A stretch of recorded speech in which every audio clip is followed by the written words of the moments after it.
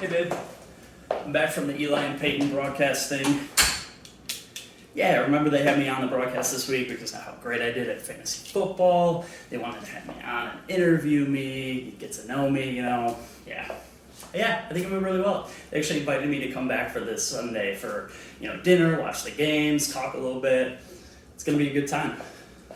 Yeah, I've got the weekly fantasy recap to do this week for the guys, but I don't know. I was thinking about taking it easy on them this week. What do you think? Yeah, you're right. Fuck them.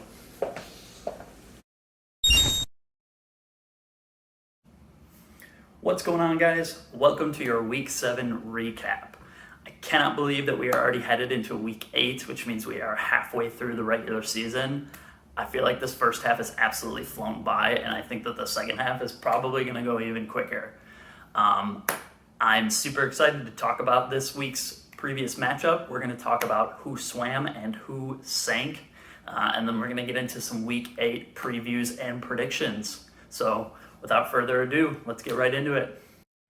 All right, so let's get started with the first matchup here. We've got myself, Power Stash, versus Tom Double Doinks himself.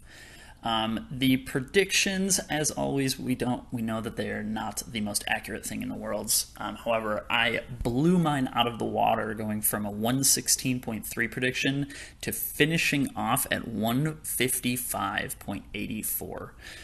Very proud of the win this week. I picked up Matt Ryan since Josh Allen was on bye this week, and he wasn't incredible, but he got the job done. The biggest performers for myself were Ja'Marr Chase, having an absolute monster of the week. Tom had Joe Burrow, so we kind of shared points a little bit there, which is a big reason why I definitely wanted to start Ja'Marr Chase in the lineup, although who wouldn't start him anyway? Lucky for Tom, he had picked up Joe Burrow last week in place of Dak, I believe, who was on bye last week. So yeah, we shared a bit of those points. And then D'Ernest Johnson, another good pickup off the waivers for me this week, with the Browns being super injured right now, especially in the running back position. Johnson got a huge amount of carries and was able to pick up almost 25 points. Tom, Joe Burrow, like I mentioned, great week. Throwing to T. Higgins, not quite as much as he would have liked. Still pretty much hit his exact projections. Pretty much everybody on his team got exactly what they were supposed to. He only hit about 7 points above his projections. I just had a pretty darn good week with some overperformers. And not to mention the Buccaneers on my side, absolutely destroying the Bears, unfortunately. But 18 points from a defense, you can't really ask for much more than that. All right, going into the second matchup and the closest one of the week, we had Dan, the Homeless Crash Dummies, and the Rookie Twat. Dan barely edged out this win, 139.9 to 138.3, so less than a 2-point difference in this matchup. Absolute nail-biter. It came down to the game on Monday where Dan had Jason Myers, the Seattle kicker, who only scored him 4 points, but it was enough to get him through. He also had Alvin Kamara. I mean, that was the biggest contributor there, getting him almost 34 points. Receiving touchdown, he had another couple receptions too, which in a PPR league, those running backs getting those receptions are just gonna just rack up those points. Jalen Hurts having a decent week of 23.5 points, and then A.J. Brown in Dan's flex position getting 27 points was huge. Rookie Twat, overall, I mean, 138 is nothing to scoff at. Unfortunately, his opponent just scored, like I said, about 2 points more, which unfortunately gave him the loss. Tua had a surprisingly good week, although a heartbreaking loss to Atlanta in the last couple of minutes to a field goal. And then Chris Godwin Again, unfortunately, tearing up the Bears with Tom Brady throwing to him. Just a tough week overall. Rookie Twat still got, I almost said Dave, Jesus Christ. Rookie Twat still got Calf out with an injury, had a couple of buys himself. Unfortunately, it looks like there's a couple points that he may, actually, I don't know if there's a whole lot. Actually, no. There's Mecole Hardman in his flex position, only 4.8 points. He could have put in Corey Davis or Elijah Mitchell and would have easily taken the W this week, whereas Dan had literally 0 points on his bench. So some unfortunate decision-making from the rookie there that cost him the win. All right, third matchup, we have Rick and the Rabbit Otters versus Matt Morgan, Dave's Fat Bussy. And this one went into the favor of Rick this week. Both teams coming up under their projections for the week. However, Rick just a little bit less so. He was supposed to get 125 and got about 119. Matt underscored by almost 20 points, by about 18 points in his matchup, unfortunately. Matt had Kyler Murray, having a pretty average week. I mean, a good week in terms of the W, only letting up 5 points for the defense, which is great. But Philip Lindsay was started for some reason and only got 0.8 points. Not so sure about that one.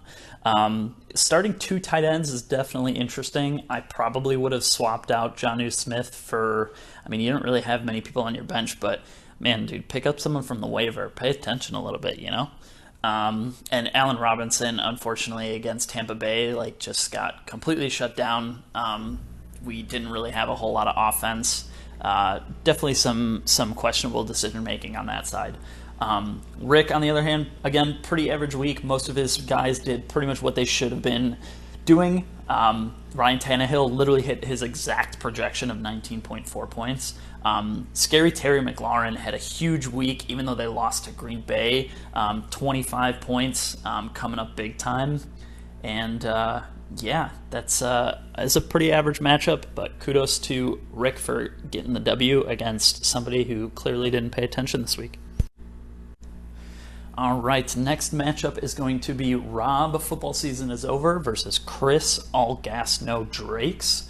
Rob took this one by about 20 points, 140.18 to 120.64. Everybody keeps saying Rob's got the team to beat. It may or may not be true. I have a feeling there's going to be some fall-offs in the upcoming weeks.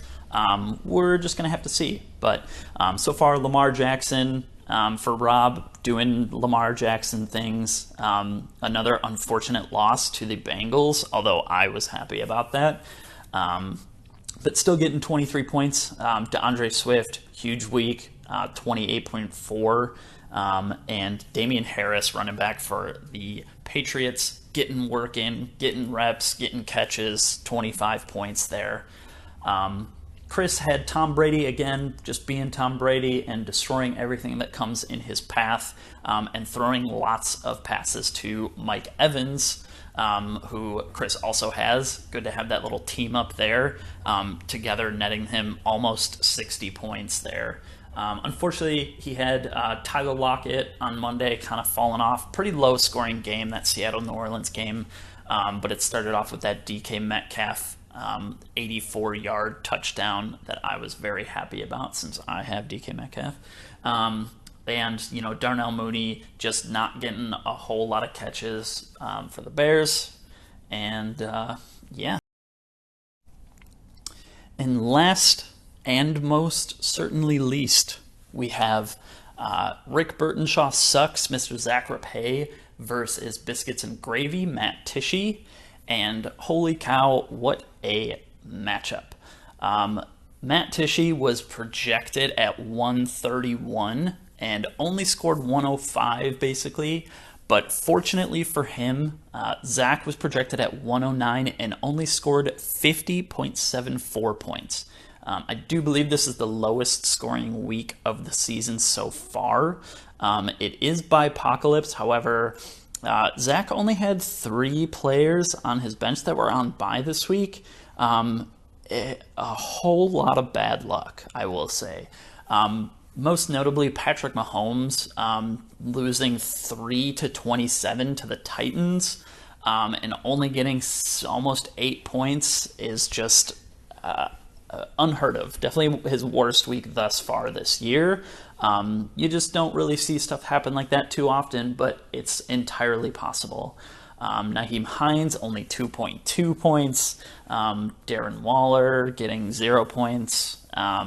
Just a tough week overall, and especially the Ravens getting -6 points, really bringing down that score. Tishy, Aaron Rodgers having a great week.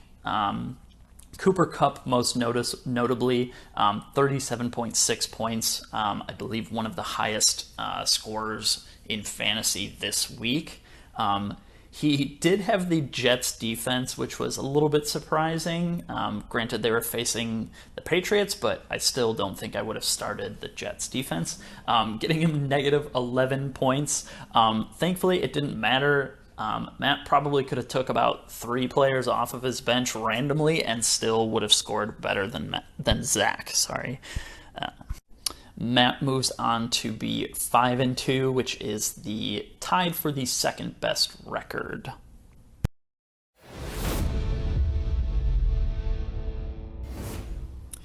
All right, and getting into the matchups for Week 8, we're going to start with myself and Rookie Twat. Again, not everyone may have their lineup set, but we're just going off of the team and the benches that everybody has currently. So for this one, I don't think it's even going to be close. I think I'm going to blow Rookie Twat out of the water. His team is garbage. He's garbage. Easy W. GG. No re. And second matchup, we've got Rick at 5-2 versus Dan 2-5. This should be a relatively close one. I'm gonna have to give the W to Rick.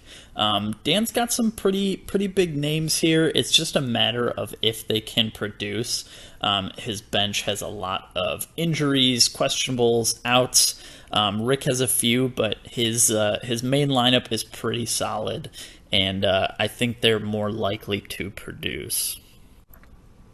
All right, matchup number 3, we've got Chris, All Gas No Drakes versus Matt Morgan, Dave's Fat Bussy. Definitely some roster moves needed from Matt Morgan this week. He's got a couple questionables, which we'll see how they turn out, but we don't want another showing like last week. Chris may have a couple moves that he could make as well to increase that productivity, since some of his players are not on bye this week. I'm going to give the W to Chris. Alrighty, matchup number 4, we've got Matt Tishy, Biscuits and Gravy versus Rob Wash. Football season is over. I'm calling this one America's Game of the Week. I think this is going to be a pretty darn good matchup. Again, both teams need to make a couple moves to get their lineups as streamlined as possible. Looks like Rob needs a tight end as well. It's really going to come down to who he picks up, how Tishy streamlines his lineup a little bit more to maximize his potential points for this week.